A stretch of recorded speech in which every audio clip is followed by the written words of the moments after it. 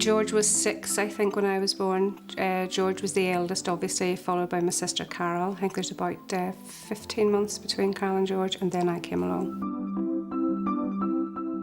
The happiest memories that I have would be of the three of us all clowning about in the house, and George was always a bit of a character, and he was always so funny, and he was always up to mischief, and Carol and him used to fight all the time, and he was just a bit of a character. He was always a bit of a character with a great sense of humour. I realised that something unusual was happening in the house. I mean, I obviously understood that George had been chosen to go off to have some trials for Manchester United. I understood that, but the thing which I remember vividly was the awful, awful sadness in the house. It was hard to describe. There was such an overwhelming sadness. I mean, there was my brother and obviously my mum and dad's firstborn child, only 15 years of age, going for us such a long way away. I mean, we didn't get holidays. The furthest we got was Malile or Bangor or down to McNarry's wee cottage in the countryside. But for, you know, our brother at only 15 to be going on this huge adventure, and the sadness in the house that day was just, it was palpable. It was very difficult. It was obviously a very short time after George left, when he was only about 17, that he really started to hit the headlines. Our lives became very public. The press were constantly at the door, headlines in the press. Everybody wanted a little piece of George Best. I mean, he was big news. He was the first sort of superstar footballer. And he came back with a sombrero, and he had the long hair of, you know, the Beatles style in those days. And there's a story, I'm not sure if people are aware of it, that after the game, one of the supporters from the opposition rushed towards him with was either a knife or a pair of scissors, and obviously George was horrified, but this chap just wanted a piece of his hair. He just wanted to cut off a piece of his hair. So yes, I think after that, I mean, George's life and our lives took on a totally different direction. Certainly from a family point of view, it was a very surreal situation, because we still knew him as our brother who'd gone away 2 years previously, and now here he was, a superstar in the papers daily, basically, after that. Whether he'd had a good game or whether he'd had a new girlfriend, it didn't matter what George Best did. The press wanted to know about it, and they would have gone to any lengths basically to find out about it, including, you know, coming to our home and, you know, questioning us as children. And, you know, we were a bit naive in those days, and you didn't really think, and sometimes you told them stuff, and mind you, we learned very quickly not to. I seldom spoke about George, really. I was really quite shy about speaking about him. However, there were many occasions where people, for whatever reason, best known to themselves, obviously didn't like the fact that I had a brother with this fame, and they would have been quite difficult about it sometimes. For example, I remember going to one of our local discos, as it was in those days, one evening, and a couple of people bumping into me and saying, "Oh, you're George Best's sister, you think you're something, but you're nothing but an orange bee."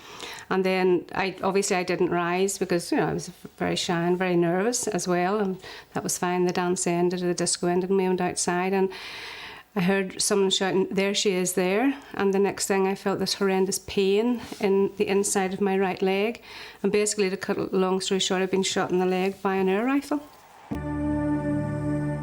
Some of the press reports were quite vicious, and it was very, very difficult to deal with, especially from my mum's point of view. That was her first son, and then, you know, obviously my father, that's their child. George was in the headlines. I can't remember what the incident was, but George was yet again headline news, and our family home was bombarded by press. We used to have to sit with the Venetian blinds closed, you know, just to try and get a bit of privacy. And I remember at that stage, a young reporter coming to the door at my mum, and it's well documented that my mum was an alcoholic, you know, and she'd had a few wee drinks that night, and I was trying to keep her away from the press, but nothing would do. She had to come to the door, and I'm trying to keep her behind the door, and she's trying to open the door, and this young lad's trying to get information out of me.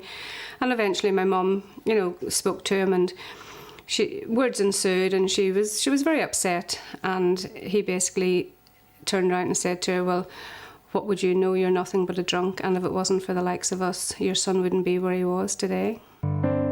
During the really bad times with my mum, when Carol would have phoned George begging him to come home, he would have said, yes darling, I'll be in the plane, you know, I'll be home tomorrow, the day after.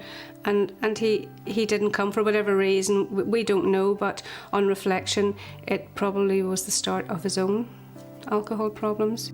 George was his own person, and he did his own thing, and you could never have tried to dictate to him what to do. I mean, he was an alcoholic. He had huge problems overcoming it. He tried everything, in my opinion, humanly possible to overcome it. And yes, I used to get a little bit frustrated with him, a little bit angry with him, but by the same token, I used to get equally frustrated with the press, because they latched on to every little story which they could, and they blew it out of all proportion. Everything was front page news when it came to George. There were good times in there as well, but however, the bad times, when they were bad, I think had a profound effect, not just on myself, but on the rest of the family, and in particular my father. He had to, you know, sit in the house and put up with all of this, and, you know, the press would ring, and my father's not really very tolerant of the press, and no comment, put the phone down. But nevertheless, it was very, very difficult. When George was drinking, I don't think he looked to anyone for moral support. He was his own man. He was an alcoholic. He couldn't help what he did. He tried other means of support, you know, from a medical point of view, but certainly from an emotional point of view, he never certainly spoke to me about it, or he didn't look to me for any sort of support. I wish he had have, and I wish I could have given it, but however, it just wasn't his nature. He had no options left. He'd reached the end of the road. He was so ill that a liver transplant was the only way of saving his life. Of course, yes, he was, you know, he was very failed, and he was very weak, and, you know, it took a long time to get his strength back. But considering the enormity of the operation and what he had actually gone through, he came through it remarkably well. Sadly, after the operation, it was barely a year afterwards when George succumbed to the evils again of drink.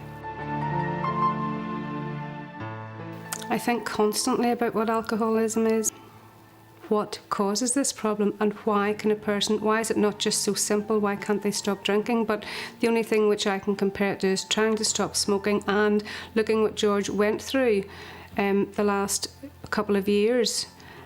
You know, it must have been so difficult for him. So, I mean, if getting a liver was not enough to stop George, given the fact how ill he was during the actual operation and how he very nearly didn't make that, you know, I don't have the answers to it.